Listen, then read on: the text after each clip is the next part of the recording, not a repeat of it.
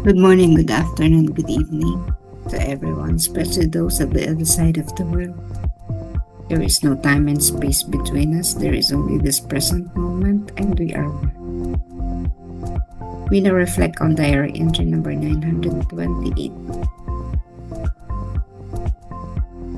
Then suddenly I saw the Lord who clasped me to his heart and said to me, "My daughter, do not weep, for I cannot bear your tears. I will grant you everything you ask for, but stop crying." And I was filled with great joy, and my spirit, as usual, was drowned in him as in its only treasure. Today, encouraged by his kindness, I conversed with Jesus at greater length.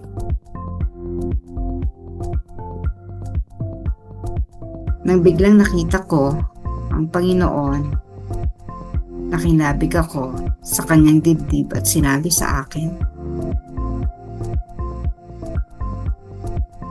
"Aking anak, huwag kang lumuha sapagkat hindi ko kayang masdan ang iyong mga luha. Ipagkakaloob ko ang lahat ng iyong hingin, subalit huwag ka nang lumuha."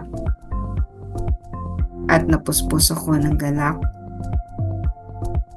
at ang aking kaluluwa gaya ng dati ay nalunod sa kanya na siyang tanging yaman nito. Ngayon, dahil sa kanyang kabutihan, mas naging mahaba ang aking pakikipag-usap kay Jesus. Ayan. Tignan natin. This was a continuation of yesterday's reading. Yung entry is about Faustina having the vision of the sins of the world. At dahil nakita niya yung mga kasalanan yun, halos mahimatay siya. Naiyak siya at halos mahimatay. Mahimatay, ganun. Ikaw na yung makakita ng lahat ng kasalanan, ng lahat ng gravity of all the sins of the world. Napakahirap nun. And so this was why Faustina was crying. Hindi ito simpleng again. She was crying because what she saw was really unbearable. Hindi natin kakayanin kahit ikaw, no? Makita mo yung malawakang pagpatay, makita mo yung pagnanakaw, at its highest, no? Sa pinakamataas na forma ng pagnanakaw. That was really difficult to bear. No one can bear it. Maliban dun sa mga taong sanay na siguro. But for most of us, na hindi naman yan nakikita at point blank. Kasi bigla mo nakita, it would really be very difficult and you would really cry. Ayaw mo na parang, ayoko na, baka sabihin mo ganun, ayoko na, please, stop. Ayoko na. Ayaw mo na makita. So Jesus said na parang bata. Jesus said to her, "Stop crying, huwag ka lang umiyak. Bibigay ko sa'yo lahat ng gusto mo." Na parang isang bata ba na biyata ng candy, o eto, ano ba gusto mo? Yung parang ganon, inalu-alo ni Jesus si Faustina. Ano gusto mo? O eto, bigay ko sa'yo. Whatever you want, bigay ko sa'yo. So that was just really to console her. But of course, Faustina is not interested in any material things. Hindi naman na siya ganon. Her level was already very high. That material things would be the last of her requests. So she was with that effort of Jesus to console her. She was very, very glad. Natuwa siya sa kabaitan ni Jesus. Kaya mas lalo pa siyang nakipag-usap. And talking with Jesus really erased all the negative emotions and drama she was able to see. No, na tanggal lahat ng mga yon dahil sa pakikipag-usap na kay Jesus. Parang ikaw, halimbawa, no? Yung mahal mo dumating, tagal mo nang hindi nakita. So parang ganon. Ganon yung emotion niya. Nalimutan niya lahat ng pinagdaanan niya, lahat ng bagay na nakita niya, nalimutan niya yun because Jesus was with her at that very moment, talking to her. Ganyan din ang gagawin sa atin, Jesus, whenever we are in the deepest level, no? Ating, kumbaga, ebb, no? Yung pinakamababang pwede nating kasadlakan. Jesus will be there. Ang problema lang natin, hindi natin maramdaman yun. Hindi natin makita. That's why it was really difficult, no, to immediately recover. Pakahirap para sa atin yung bumawi agad sa trauma. So, alimbawa, nasunugan ka or binaha, binagyon at tangay lahat ng property mo, yung pag-aari mo. And then sasabihin ni Jesus, huwag ka na mauyak, ganyan. Kaya lang, iba no? So, halimbawa, someone went to that person and bali, parang kinataman siya ni Jesus. Kung ano man gusto sabihin ni Jesus, sasabihin sa kanya. Pero, ang hirap pa rin maunawaan.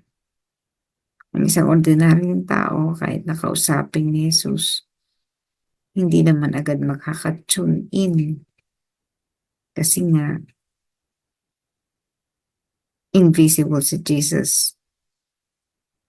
So kahit anong gawin niya na para sa atin, hindi natin nararamdaman sapagkat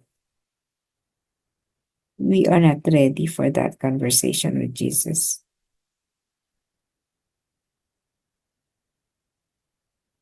But Jesus will always be with us whenever we are in trouble, whenever we are in deep depression, in deep sadness, dahil sa bagay na nangyayari sa atin sa palibot, sa mga bagay na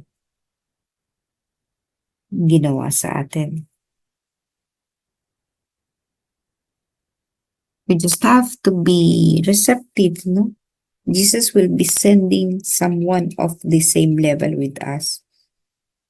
Pag sinabing the same level, yung ordinary tao na katulad natin na mahawakan mo, may mata, may kamay. And through that person, Jesus would be telling things. Jesus would be consoling us.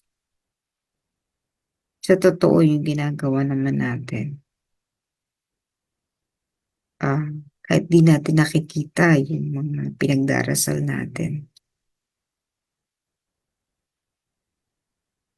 But how we wish that we could really speak to Jesus directly and hear whatever He would like to tell us. Yun lang, talagang kailangan din natin na maging katulad ni Faustina to be able to hear what Jesus would be telling us. Kasi nga, union with Jesus would be impossible if we haven't cleansed or purified ourselves. Ang number one key pa rin is to purify ourselves. If we would be able to purify ourselves, then it would also be possible for us to converse with Jesus. Hindi man natin parang ano ba yung naririnig. Kasi si Faustina, kadalasan naman sasabihin lang niya, parang ano, then I heard this in my soul. Ganun lang mo sinasabi, then I heard this in my soul. Di natin kung paano yun na. Pero parang ano ba yung sinasabi sa atin ng Diyos. Nararamdaman mo lang na yun ang sinabi. Hindi mo kayang patunayan, nakita mo at nakausap mo. Pero alam mo, in your heart, may sinabi siya, si Jesus yun. Kaya lang, let us be careful kasi nga, sometimes it is not Jesus talking to us. Iba na pala, no? So kapag kung wala tayo sa state of grace, iba yung maririnig natin tinig. Pero kung lagi tayong nakapagsisi, nakapaglinis ng sarili natin, confession, act of contrition, we are doing many good things, then shielded and protected naman tayo. We can make sure that it is Jesus talking to us, no? Hindi man natin nakikita at pero naririnig natin sa ating kaluluwa. May sinasabi siya. And if we are now in the state of grief, listen to Jesus. Pakinggan mo siya. Jesus is telling you, do not weep.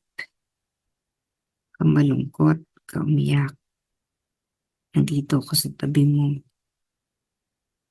You can ask whatever you want. If you have a problem, if you have something that you really would like to have because it is needed, you just trust me. I can give you whatever you want, whatever you desire. Just trust in me. Marinig natin yan. Marinig natin na sinasabi ni Jesus sa atin. Just sit down, isolate yourself, be in complete peace, enjoy the stillness until you are able to connect.